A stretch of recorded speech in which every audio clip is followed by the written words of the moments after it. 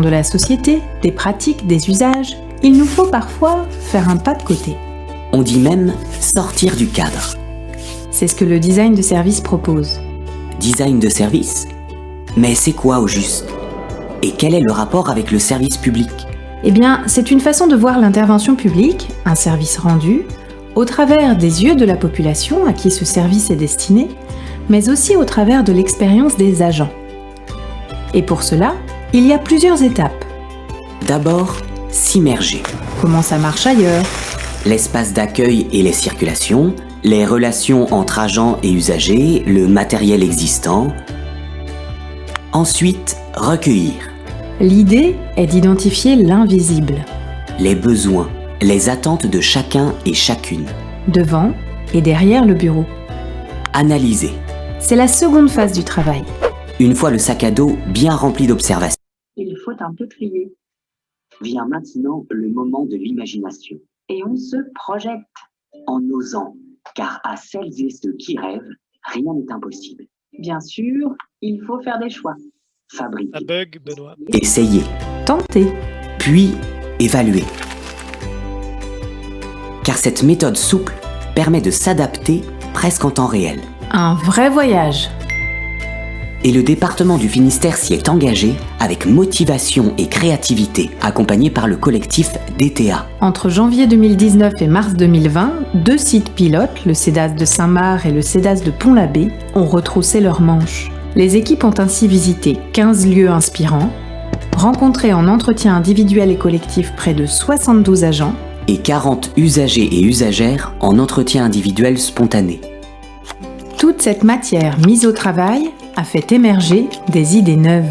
Plus de visibilité, un espace d'entraide, un nouveau service d'accompagnement et d'accès aux droits numériques, le tout avec un mobilier plus clair et recyclé, moins de cloisons et une signalétique plus simple. En moins de 15 jours et à faible coût, il est possible de changer la perception des usagers et des usagères du service public. Et de donner à nos administrations une petite étincelle de nouveauté et d'efficacité. Plus d'informations sur ce projet et la méthode du design de service? Contactez la MACI, Mission Animation, Coordination et Innovation du département.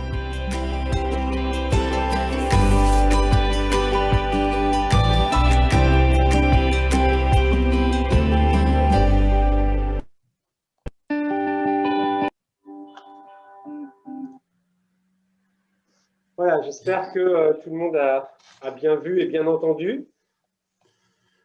Yoann, à toi. Merci. Oui, merci Benoît. Donc voilà, je voulais vous partager aussi un petit support rapidement pour… alors, je vais voir si ça fonctionne bien. Vous me dites si c'est bon? C'est bon pour nous. C'est bon pour vous? OK. Donc… alors, c'est vrai que cette démarche-là, elle s'est déroulée l'année dernière, en plusieurs étapes. Les étapes qu'on retrouve dans les projets de design avec une phase d'immersion auprès des usagers des lieux, agents d'accueil, usagers du service sur quelques jours. Ensuite, on a pu maqueter avec les agents des sites des scénarios un petit peu… de tendance. Si le CEDAS c'était un CEDAS comme un lieu ouvert, autonomisant pour les publics, un CEDAS, ils ont voulu creuser certains points qui apparaissaient importants pour les agents, c'était la sécurité. Et ils ont pu déconstruire comme ça certaines représentations d'agents qui voulaient à tout prix axer les futurs aménagements sur des questions de sécurité. Et ils se rendaient compte qu'en fait, non, ils étaient sur… un service social avec de l'humain et que c'était plus compliqué d'aller vers des aménagements cloisonnés. Ensuite, on a pu tester certaines modalités d'accueil puisqu'on a eu la chance d'avoir en interne des agents à qui on a fait concevoir des mobiliers en lien avec les designers et d'aller assez vite sur cette phase-là puisqu'on avait déjà des mobiliers, vous verrez quelques photos, je vais vous en montrer. Donc ça, c'était le cycle de maquettage. C'est vrai qu'après, avec recul, on aurait pu maqueter ces grands récits prospectifs avec des usagers aussi des sites, où les usagers sont arrivés peut-être un peu plus tard dans le dispositif où il y a eu les tests, mais on aurait pu très bien imaginer les associer aussi, même si ça aurait nécessité de notre part davantage de pédagogie dans l'explication. Ils n'auraient pas tellement compris peut-être pourquoi on on essayait des scénarios qui n'auraient peut-être pas vu le jour demain dans le lieu qu'ils connaissaient. Après coup, il y a peut-être quelque chose à creuser là-dessus pour davantage être dans une démarche usager centrée.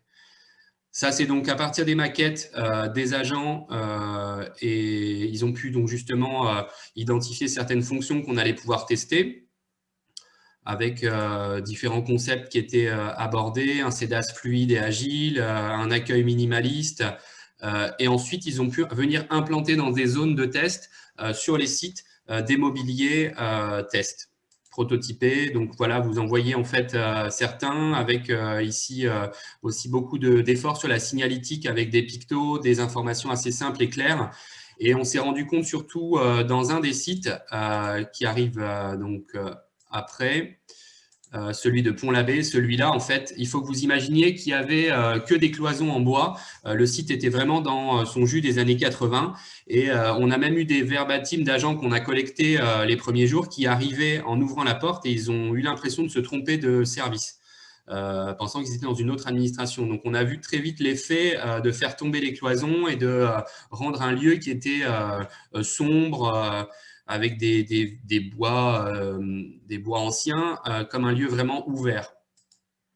Ça, c'était un module de médiation numérique qu'on a voulu tester aussi pour voir comment les usagers allaient pouvoir peut-être venir utiliser ce service dès lors qu'il y a eu une offre mise en place et communiquée auprès des publics. On a vu l'intérêt pour les agents de pouvoir aussi structurer ce que certains faisaient un peu sur le coin de bureau, créer une adresse mail, aider les personnes à compléter des dossiers CAF ou des demandes de justificatifs à distance. C'était inégal et c'était hétérogène dans les pratiques. Et là, on arrivait à avoir un lieu qui centralisait un petit peu toutes ces demandes. Et on a pu faire appel à des jeunes en service civique, 2 jeunes qu'on a recrutés et qui, en 2-3 semaines, ont identifié les principales demandes auprès des professionnels et ont pu proposer cette offre. Et ils ont pu évaluer ensuite les 80 accompagnements qu'ils avaient pu faire en côte à côte avec les personnes. Ils sont allés voir aussi des lieux qui font ce type d'accompagnement dans d'autres structures pour s'inspirer aussi des postures d'accompagnement qu'on peut avoir dans ces situations-là. Un point aussi important, c'était on a essayé de voir, de tester comment on pouvait recentrer la communication avec l'idée de départ, c'était de lutter contre l'infobésité et la surcharge d'informations. On a essayé de voir quelles étaient les informations importantes pour l'usager. Et là, ce qui est intéressant, c'est que ça peut paraître un petit peu comme une fonction moins de grande ampleur qu'un accueil proactif ou de la médiation numérique, mais les designers ont imaginé une cartographie des acteurs reprenant le territoire avec une photo des principaux acteurs, les lieux où on trouve des paniers repas, des hôtels d'urgence, des structures pour l'accompagnement dans l'emploi. Ils ont identifié les principaux acteurs vers qui ils orientaient les publics. Et c'est vrai qu'en positionnant cette cartographie des acteurs à l'accueil, ça permettait au travailleur social ou à l'éducateur ou au professionnel, quand il raccompagnait l'usager après un entretien plus long, de dire bah, « tiens, voilà, maintenant, je vous envoie au Pôle emploi. Vous savez où c'est? Non? Et ben voilà la petite carte. Et au dos de cette petite carte, je vous indique également de prendre contact avec mon collègue, Monsieur X. » Donc, ça permettait d'éviter aussi de transporter les personnes et de leur dire allez-y, les balloter d'administration en administration. Ils avaient l'impression de repartir avec un contact et c'était le cas, et une adresse, des plages horaires d'ouverture du lieu vers lequel on les envoyait, nous, l'administration départementale.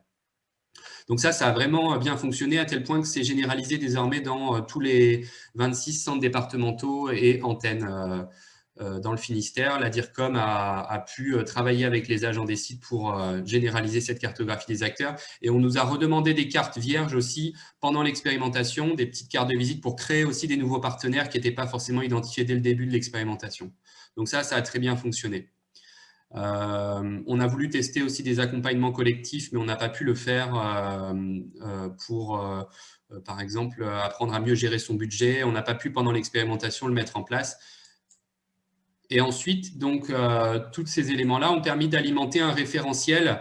Donc, c'est la première fois qu'au département, on a maintenant un référentiel qui s'est basé sur l'expérimentation des 2 sites et qui en sort des grands enseignements. Et on a pu, grâce à un accompagnement complémentaire des designers, travailler vraiment avec notre direction opérationnelle, la direction des bâtiments principalement, et toutes les autres directions un peu ressources concernées, comme la DIRCOM, la direction des services d'information, la DSI, pour la mise à disposition, par exemple, d'outils numériques et de tablettes pour les sites qui voudraient mettre en place de l'accueil proactif, par exemple. La DRH aussi pour accompagner les postures d'agents d'accueil qui seront amenés à désormais peut-être faire de l'accueil debout, proactif, et chose pour laquelle ils n'étaient pas forcément formés jusque-là. C'était plutôt de l'accueil classique derrière une banque.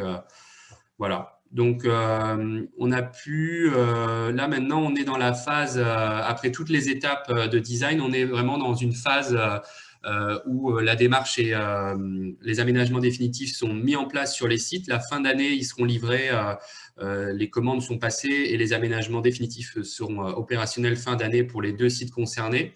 Et on a ensuite une programmation pluriannuelle sur les 4 à 5 ans qui viennent, où l'ensemble des sites verront des ampleurs de travaux différentes selon les accueils, quoi.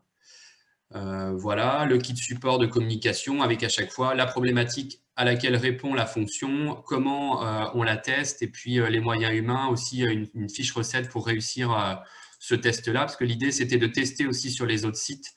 Voilà, et puis là il y a les cotes des mobiliers aussi. Voilà vraiment à grands traits et rapidement ce que je voulais partager avec vous sur cette expérimentation.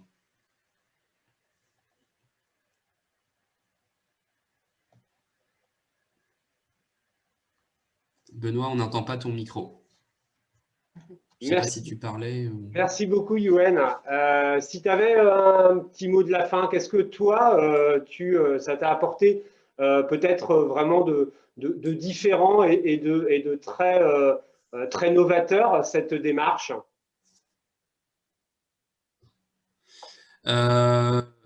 En fait, j'ai eu l'impression, alors je ne sais pas si c'est parce que je travaille dans un département où on a souvent tendance à être dans les propositions stratégiques, au démarrage, on ne voit pas forcément concrètement ce que ça produit. Là, je suis allé auprès des équipes sur le terrain, j'ai trouvé ça très enthousiasmant d'être dans du concret, en fait,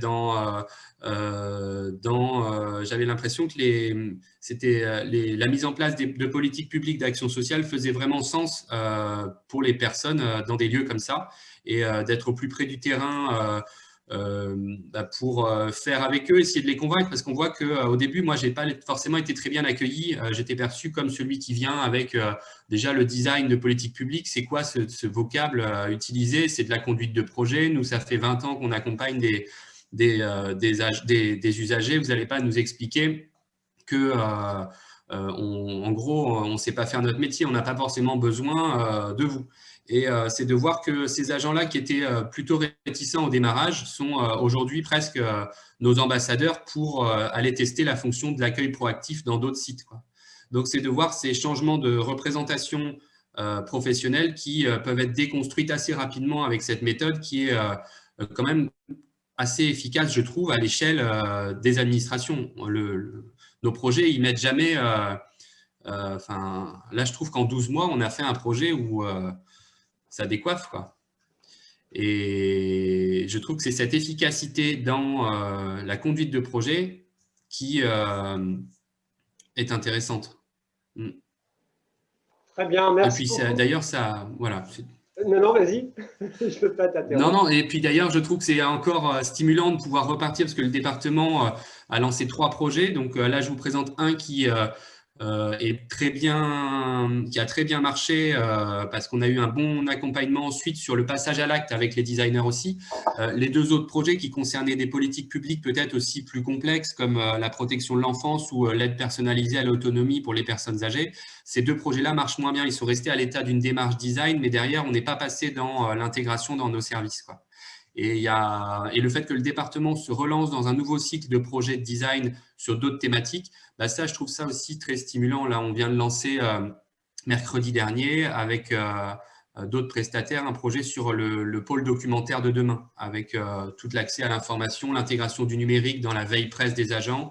Donc, un sujet plus interne, mais on voit quand même les répercussions sur toutes ces personnes internes qui utilisent l'espace presse pour différents usages. Donc, c'est, je trouve, un domaine très riche, le design de politique publique. et ses applications, quoi. Je trouve ça très, très intéressant. Merci beaucoup, Voilà. Yoann, pour ton témoignage. Comme je le disais tout à l'heure, on conserve les questions pour le temps d'échange à l'issue des 4 présentations, puisqu'elles seront certainement croisées. Donc voilà, on les met bien de côté et on les posera tout à l'heure. Merci à toi. Ok. On va donc du coup enchaîner voilà, avec